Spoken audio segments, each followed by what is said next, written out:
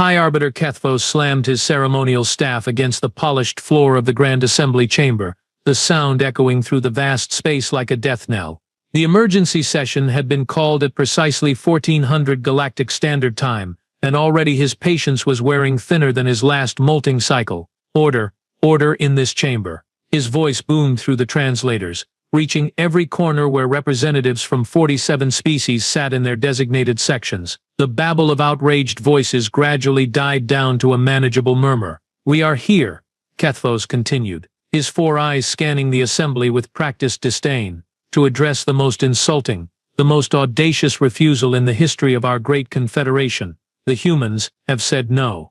A collective gasp rippled through the chamber. Several delegates from the Zelquarian sector began clicking their mandibles in disbelief. The Draenori contingent erupted in what could only be described as horrified laughter. Admiral Drahorn rose from his seat, his massive frame casting shadows across 3 rows of smaller species. "High Arbiter, surely there has been some translation error. No species, especially not some primitive backwater mammals, would dare refuse tribute to the Galactic Confederation." "Oh, but they did," Kethvos replied, his tone dripping with the kind of condescension usually reserved for particularly stupid larvae. "Not only did they refuse, but their ambassador, what was his name, Reagan Dalton, had the unmitigated gall to laugh in my face for a full 30 seconds. The chamber exploded in outraged chittering, growling, and what the Mortatian representative was doing with his tentacles was probably illegal in 17 systems. General Krafnog, whose species had conquered 37 worlds before joining the Confederation,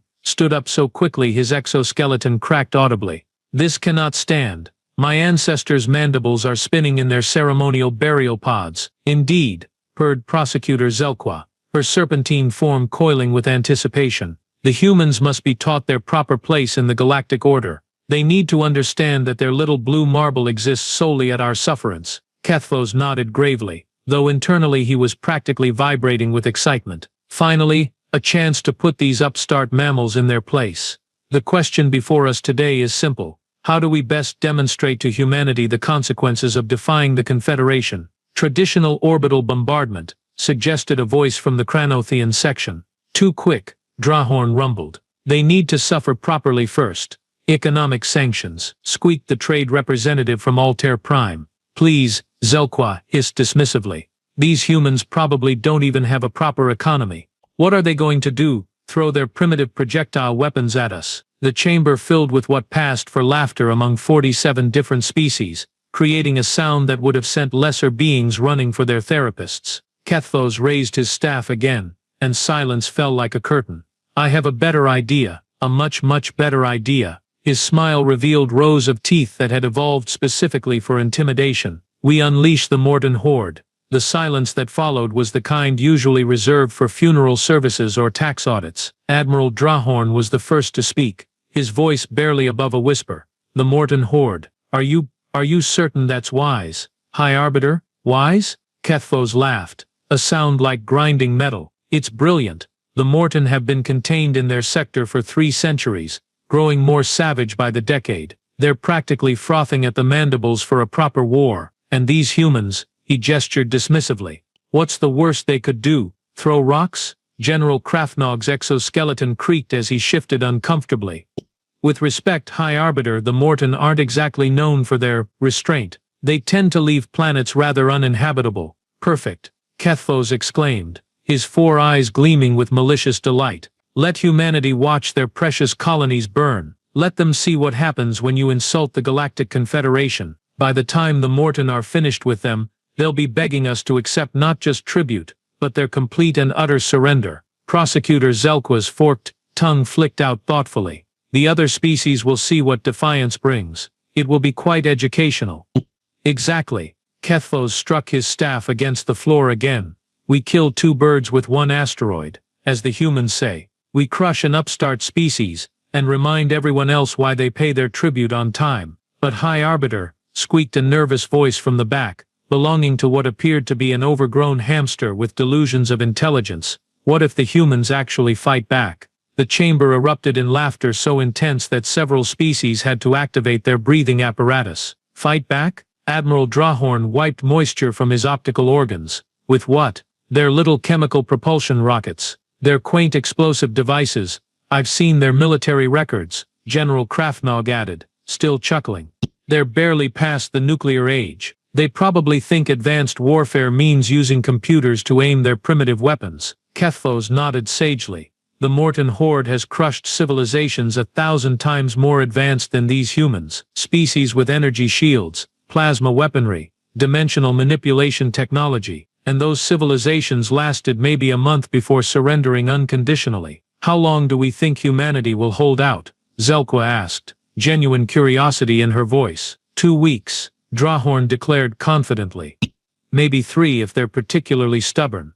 I'll take that bet, Krafnog rumbled. 1 week maximum. These mammals probably don't even have a proper warrior caste. The betting pool that spontaneously formed was perhaps the most enthusiastic the Galactic Confederation had seen since the great betting scandal of 2387. Kethos watched the proceedings with satisfaction. Everything was going exactly according to plan. The humans would be taught their lesson, the galaxy would remember why the Confederation was to be respected, and he would go down in history as the High Arbiter, who brought the most arrogant species in known space to their knees. What could possibly go wrong? In the shadowed depths of the Kepler 442 containment zone, Commander Thex Morin stood before the assembled war leaders of the Morton Horde, and even he, a veteran of 17 galactic conflicts, felt his secondary heart skip a beat. The Morton weren't just savage. They were artistically, professionally, almost religiously savage. Standing 9 feet tall on average, the Morton resembled what would happen if someone took a praying mantis, fed it nothing but steroids and pure hatred for 3 million years, then gave it opposable thumbs and a really bad attitude. Their exoskeletons were naturally black, but most warriors had decorated theirs with the bones of previous victims, creating a walking monument to their own brutality. Lord Morin, Vex Morin addressed the largest of the assembled nightmares, whose bone decorations were so extensive he looked like a mobile cemetery. The Galactic Confederation has a gift for you. Morin's head tilted with interest, his compound eyes reflecting the dim lighting, like 1,000 tiny mirrors of doom. When he spoke, his voice sounded like gravel being processed through a meat grinder. A gift. It has been so long since we have received proper tribute. Captain Muldray, standing safely behind 3 layers of reinforced energy shields, consulted his datapad with hands that definitely were not trembling. Thank you very much. The target is a species called humans. They occupy a small system called Sol, approximately 47 light-years from your current position. The gathered Morton war leaders began clicking their mandibles in what passed for laughter among their species. The sound was reminiscent of 1,000 skeletons having a tap dance competition. Humans, Moran repeated, tasting the word like a particularly fine wine. What manner of prey are these humans? Vex Moran smiled, though the gesture looked more like a grimace. Mammals, Lord Moran. Bipedal, soft-skinned, no natural weapons to speak of. They've barely achieved interplanetary travel. The clicking intensified. Several younger Morton warriors began sharpening their arm blades, a sound that made fingernails on chalkboard seem pleasant by comparison. Mammals, mused Moran thoughtfully. Like the cetaceans of Rigel Prime. Similar concept. Yes, Muldray confirmed, his voice cracking slightly. Though these humans are even less advanced, the cetaceans at least had energy weapons. The assembled horde erupted in what could generously be called enthusiasm, what was more accurately described as the sound of nightmares having a block party. Moran raised one massive claw for silence. Tell me, soft ones, what happened to the last species that faced the Morton horde? Vex Moran swallowed hard. The Zephyrians of the Tau Ceti system. They lasted 18 days. 18 days, Moran repeated with obvious disappointment. And they had particle beam weapons, energy shields, and a warrior tradition spanning millennia. These humans have what? Exactly. Chemical propulsion, kinetic projectiles, and something called nuclear weapons, which are apparently considered their most devastating armament.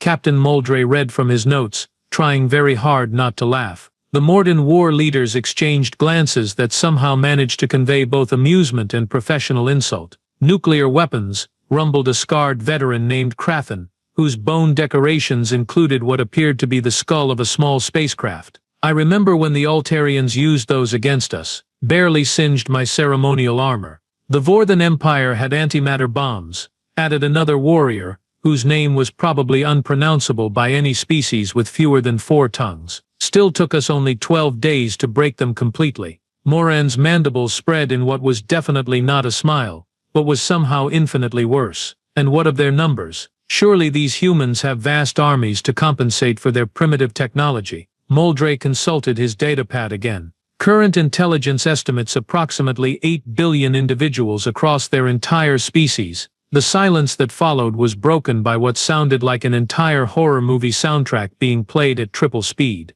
8 billion, Moran repeated slowly. The hegemony of Proxima had 80 billion soldiers, each equipped with powered armor and plasma rifles. We used their bones to decorate our ships for 3 centuries. This almost feels unfair, muttered Crathen. Where's the sport in this? Think of it as a warm-up exercise, the ex-Moran suggested, grateful that the conversation was moving away from previous Morden victories. A chance to stretch your claws before we find you more substantial prey. Moran stood to his full height, his bone decorations rattling ominously. Very well, we accept this gift from the Confederation. When do we depart? Immediately, Lord Moran. Your fleet stands ready. As the Morden war leaders began filing out to prepare their ships, their excited chatter, filled with discussions of which human cities would provide the best hunting, Captain Moldray leaned over to Thex Moran. Commander, he whispered, are you absolutely certain this is necessary? I mean, it's almost like using a galactic dreadnought to swat a fly. The ex-Moran watched the last of the Morden disappear down the corridor, their footsteps echoing like a countdown to doom. Captain the High Arbiter wants these humans taught a lesson they'll never forget. The Morden Horde is the most effective teaching tool in the galaxy. If you say so, sir. How long do you think it will take them? The ex-Moran considered this seriously. The Zephyrians had antimatter weapons and lasted 18 days. The humans have chemical rockets and nuclear bombs. He paused, doing the math. I'll be genuinely surprised if humanity lasts 72 hours. Admiral Vashi was having what the humans might have called a very bad day, though he wouldn't learn that particular expression until much, much later. Currently, he was staring at his command display aboard the Confederate monitoring station, watching the first reports from the Morden assault with growing bewilderment. Quartermaster Blackwell, he called to his aide, an efficient Altarian, whose species prided themselves on accurate record-keeping. Please confirm these initial battle reports. There seems to be some sort of translation error. Quartermaster Cassidy Marie Blackwell, whose 4 arms allowed her to operate multiple data streams simultaneously, cross-referenced the incoming transmissions with practiced efficiency. Sir,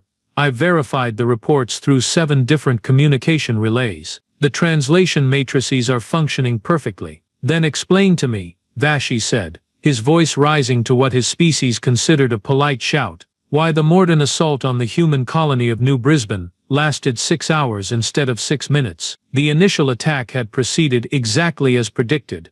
The Morden battle fleet had emerged from hyperspace in perfect formation, their ships bristling with enough firepower to glass a small moon. They had begun the traditional pre-battle intimidation display, broadcasting their war chants and showing holographic recordings of their previous victories. The humans had responded by opening fire immediately. No surrender demands, Blackwell asked, reviewing the tactical data. No negotiation attempts? No pleading for mercy? Nothing, Vashi confirmed, his tentacles writhing with confusion. The Morden began their intimidation protocols, and the humans just started shooting, with everything they had. The space battle above New Brisbane had been brief but puzzling.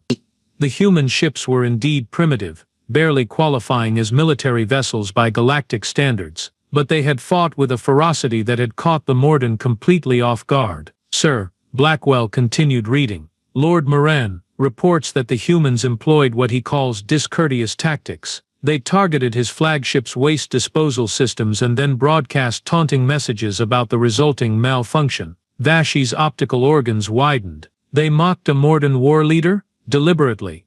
Apparently so, sir. The translation of the human message was, and I quote, "How's that smell working for you, bug boy?" The planetary assault had gone even more strangely. The Morton ground forces had expected the usual pattern, terrified civilians fleeing in panic, military forces crumbling under the psychological pressure of facing the galaxy's most feared warriors, and quick surrender once the population realized the futility of resistance. Instead, they had encountered Brandon Torres. Colonel Brandon Torres, as it turned out, was a human military officer who had apparently missed the galactic memo about being terrified of unstoppable alien death machines. When the Morton dropships had landed outside New Brisbane, Torres had been waiting for them with what his species called a welcoming committee. The humans had prepared defensive positions, Blackwell reported, scrolling through the increasingly bizarre tactical reports. They used something called claymore mines, and improvised explosive devices to channel the Morton warriors into predetermined kill zones. Standard defensive tactics. Vashi nodded. Primitive, but predictable. Yes, sir. But then it gets weird. After the initial engagement, the humans began using psychological warfare. Vashi's tentacles went rigid. Psychological warfare. Against the Morton, Colonel Torres apparently broadcast a message to Lord Moran, challenging him to single combat. When Moran accepted, expecting an easy victory, Torres showed up with something called a flamethrowers, and what his troops described as maximum attitude. The duel had lasted exactly 47 seconds, not because Moran had quickly dispatched the primitive human, but because Torres had set him on fire, and then spent the remaining time making what the Morton described as insulting gestures toward my burning chiton. Moran survived, Vashi asked weakly. Barely, sir. He's currently in a medical pod, and reportedly keeps muttering something about disrespectful mammals and asking his medics if they can prescribe something for damaged pride. But the real confusion had begun when the humans had started adapting their tactics in real time. Each Morton assault technique was met with an increasingly creative and frankly rude response. When the Morton had attempted their signature fear tactic of impaling captured soldiers on spikes, the humans had responded by launching a counterattack accompanied by music so aggressively cheerful that several Morton warriors had requested medical leave for auditory trauma. What kind of species fights a battle to the sound of something called pop music, sir? Blackwell asked, genuine bewilderment in her voice. I'm beginning to think we don't fully understand these humans, Vashi admitted. What's the current status of the operation? The Morton have taken approximately 40% of the colony, sir, but their advance has stalled. The humans appear to be employing what Lord Moran describes as vindictive engineering solutions, meaning, they've turned the local infrastructure into weapons, sir. The humans have weaponized their own waste treatment facilities, turned their agricultural equipment into mobile artillery platforms, and apparently taught their domestic animals to identify Morton biosignatures. Vashi stared at the report in disbelief. They weaponized their pets. According to this field report, a Morton scouting party was viciously assaulted by an armed canine unit operating under apparent tactical command. The humans call them good boys and reward them with treats for successful engagements. The most disturbing report, however, had come from the Morton Intelligence Division. Human broadcasts intercepted during the battle revealed that the colony's civilian population was not fleeing in terror. Instead, they were apparently placing bets on their own military's performance and treating the invasion as a form of entertainment. Sir, Blackwell said carefully, the intercepted human communications suggest that they're actually enjoying this. Enjoying being invaded by the most feared military force in the galaxy? The exact quote was, finally, something more exciting than tax season. Admiral Vashi found himself wishing he had chosen a safer career, like asteroid mining in supernova-adjacent systems. Get me a direct line to High Arbiter Kethphos. I think he needs to know that the humans are not responding to the Morton horde in quite the way we anticipated. What should I tell him, sir? Vashi looked at the tactical display, where the supposedly unstoppable Morton advance had ground to a halt against what appeared to be a combination of military competence and weaponized sarcasm. Tell him, Vashi said slowly, that we might need to recalibrate our expectations. High Arbiter Kethphos was discovering that there were disadvantages to having 4 eyes. It meant that when he read particularly disturbing reports, he couldn't simply close one eye and pretend he hadn't seen them. All 4 optical organs were currently focused on the datapad in his trembling claws, and what he was reading made him question everything he thought he knew about warfare, physics,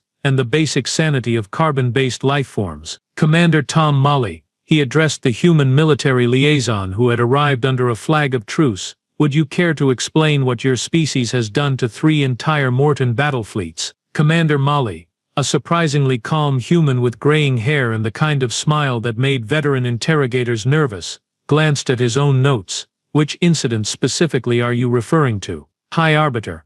We've had several creative engagements this week. Let's start with the Kepler 186 system, Kethvos said, his voice barely controlled. My reports indicate that an entire Morton invasion force simply disappeared. Oh, that. Molly nodded pleasantly. Dr. Javier Hoffman's project. Brilliant physicist, bit of a practical joker. He figured out how to weaponize gravity wells. Turns out if you collapse a micro black hole at just the right moment, you can create what he calls a cosmic flush. The Morton fleet got sucked into a dimensional anomaly that deposited them approximately 14 billion light-years away. 14 billion light-years, Kethvos repeated faintly. Why? Give or take a few million. They're probably still trying to figure out how to get home. Dr. Hoffman left them a care package with snacks and a note that says, "Thanks for playing." Prosecutor Zelqua, who had been silent up to this point, hissed through her translator. That's impossible. No species has that level of gravitational manipulation technology. Molly shrugged. We improvised. Amy Kowalski, from our engineering corps, figured out that if you rig a solar collection array backward and feed it through a modified faster-than-light drive core, you can create some really interesting physics violations. We call it the OOPS. Where did they go? Off defense system. General Krafnog's exoskeleton was making concerning cracking sounds. And the incident at Wolf 359. My reports claim that the humans somehow convinced an entire Morton ground force to surrender without firing a shot. That was Marcus Webb's Psychological Operations Unit, Molly explained with evident pride. They're really good at what they do. They spent 2 weeks broadcasting intercepted Morton communications back to the invasion force, but ran them through our entertainment industry special effects departments first. Special effects? Kethvos asked, though he was increasingly certain he didn't want to know. They made it look like the Morton's own families back home were criticizing their invasion techniques. Nothing breaks a warrior's spirit quite like their mother telling them they're doing it all wrong. And why can't you conquer properly like your cousin Vorthak? The silence in the chamber was deafening. The Mortons surrendered, Molly continued cheerfully, because they thought their own high command was disappointed in them. We've got about 12,000 of the galaxy's most feared warriors currently enrolled in what we call confidence-building workshops. They're learning pottery. Admiral Drehorn made a sound that was probably supposed to be speech, but came out as a series of clicks and whimpers. The Morton Horde is learning pottery. They're actually quite good at it. Turns out those claws are excellent for detail work. We're thinking of starting an export business, but it was the report from the Proxima Centauri engagement that had truly broken the Galactic Council's collective sanity. 3 Morton dreadnoughts, each capable of sterilizing an entire planet, had been defeated by what the humans casually described as Tuesday's Science Fair project. Commander Molly, Kethvos said, his voice barely above a whisper, please explain how a group of human children destroyed military vessels that have terrorized the galaxy for centuries. Oh, that wasn't the children, Molly corrected. That was Mrs. Patterson's 5th grade class. She teaches at the Mars Colonial Academy. The kids were studying renewable energy, and they built what they called a really big batteries for their project. A battery, General Krafnog repeated. Well, technically it was a planet-scale energy storage and discharge system that could channel the entire output of their local star into a focused beam. The kids were very excited when they realized it could punch through dark matter. They gave children weapons of mass destruction. Prosecutor Zelqua shrieked. We gave them a science education, Molly replied calmly. The weapons of mass destruction were just what they built during recess. Mrs. Patterson says it shows excellent problem-solving skills and creativity. She gave them extra credit. The Galactic Council members were beginning to make sounds that were normally associated with psychological breakdowns. Several representatives had activated their emergency life support systems, and at least 3 had started updating their last wills and testaments. The Morton casualties, Kethvos whispered. What are the current numbers? Molly consulted his notes again. Well, that depends on how you count. In terms of actual fatalities, surprisingly low. We're not really interested in killing them. But in terms of Morton warriors who have requested early retirement, changed careers or sought therapy for what they call human-related trauma, we're looking at about 67% of their total force. They're seeking therapy. Apparently, being defeated by what you thought was going to be an easy target can be quite psychologically damaging. We've actually opened several counseling centers specifically for displaced Morton warriors. Doctor, Sarah Chen from our psychology department says they respond well to group therapy sessions and art therapy. Art therapy. Admiral Drehorn repeated mechanically. They paint their feelings, Molly explained helpfully. A lot of the paintings are about identity crisis and professional disappointment. Some of them are actually quite moving. We're considering a gallery exhibition. High Arbiter Kethvos finally understood why his predecessors had all retired early to become monks on distant worlds. Commander Molly, what exactly does humanity want from this conflict? Molly's smile became, if anything, more terrifying in its complete pleasantness. High Arbiter, we're just getting started. This is the most fun we've had since we figured out how to split atoms. The engineering department has at least 15 new projects they want to test. The psychology corps is having a field day with new research opportunities, and our military academy students are writing dissertations on creative applications of overkill. You're enjoying this, Kethvos said, the horror finally hitting him fully. High Arbiter, Commander Molly replied. You sent the galaxy's most feared military force to teach us a lesson. We've learned a lot. We've learned that we're much better at this than we thought we were. We've learned that our children's science projects can apparently violate several laws of physics, and we've learned that when someone threatens our homes, we get very, very creative. He paused, his smile never wavering. The question is, what else would you like us to learn? Judge Quintara had presided over galactic tribunals for over 2 centuries, had witnessed the rise and fall of 17 different stellar empires, and had thought he had seen everything the universe had to offer in terms of military humiliation. He was wrong, spectacularly, catastrophically wrong. The Great Assembly Chamber, which 6 months earlier had echoed with laughter at the thought of human resistance, now resembled a funeral parlor for dead civilizations. Representatives from 47 species sat in stunned silence, watching the holographic displays that showed the current tactical situation across the galaxy. The humans were hunting the Morden. Not defending against them, not fighting them off, hunting them, like some sort of galactic apex predator that had just realized it was hungry. Ambassador Reagan Dalton, Judge Quintara said, his voice carrying the weight of someone who knew he was about to surrender everything his species had ever held dear.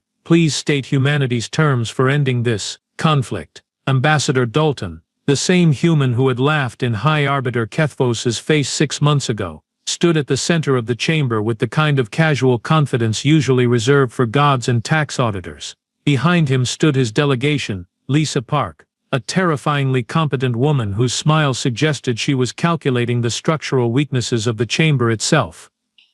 Alex Zhang, whose youthful appearance was betrayed by eyes that had clearly seen too much, and Jaime Butler, who was taking notes on a device that was probably more advanced than most species' entire technological base. Our terms are quite simple, Dalton began, his voice carrying easily through the chamber's acoustics. Complete and immediate cessation of all tribute demands on human territories, recognition of human sovereignty over our current territorial claims, and formal acknowledgement that the Galactic Confederation's attempt to teach us a lesson was perhaps the most educational experience any of our species has ever had. The irony was not lost on anyone present.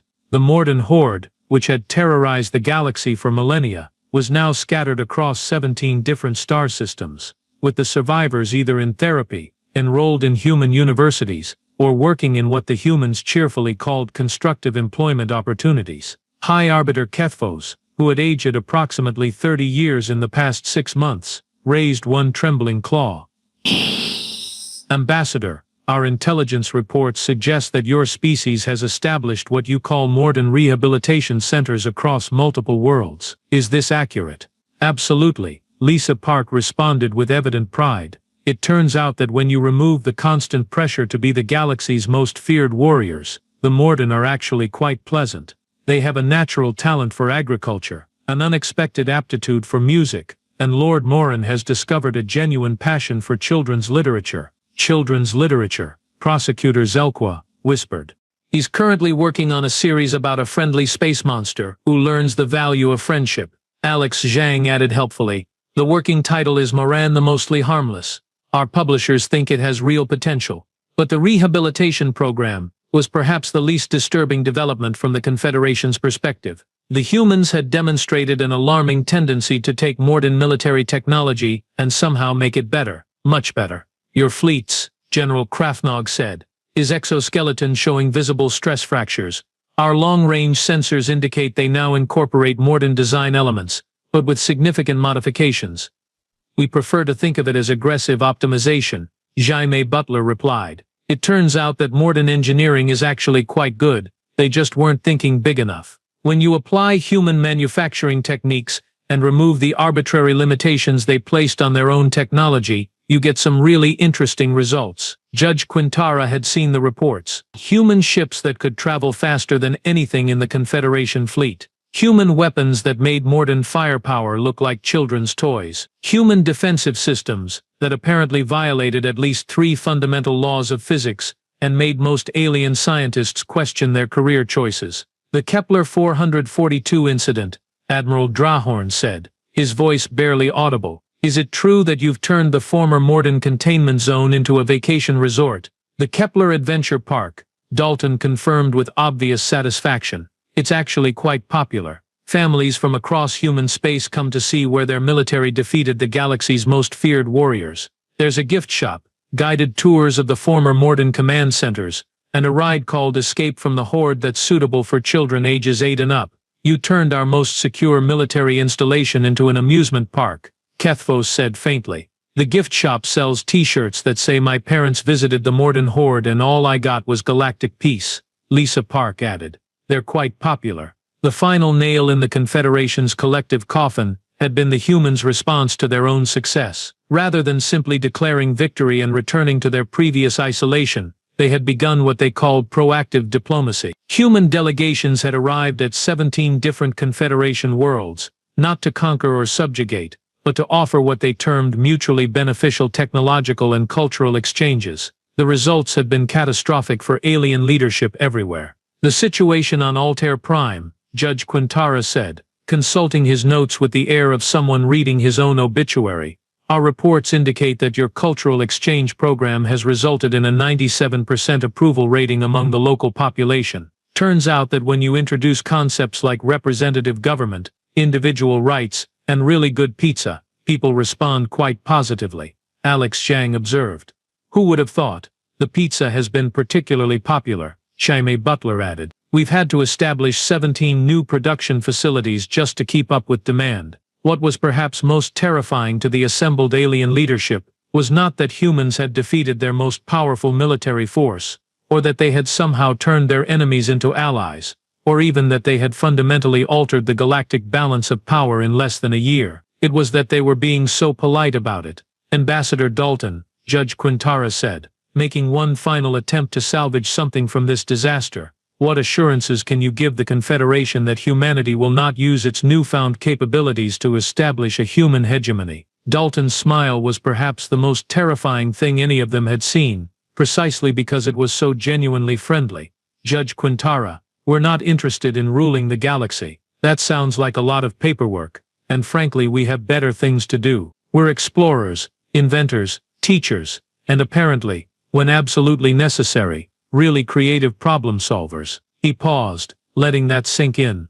But we've learned something very important from this experience. We've learned that when someone threatens our homes, our families, our way of life, we don't just fight back. We innovate. We adapt. We turn the challenge into an opportunity to become something more than we were before. So here's our promise to you. Leave us alone. Treat our friends with respect. And we'll continue to be the friendly, helpful neighbors we've always been. Try to teach us a lesson again. His smile never wavered. Well, let's just say our children's science fairs are getting more ambitious every year. Judge Quintara looked around the chamber at the faces of representatives from 47 species, all of whom were clearly wondering if their retirement plans included enough savings for relocating to a different galaxy. The Galactic Confederation formally accepts humanity's terms, he said quietly. Excellent.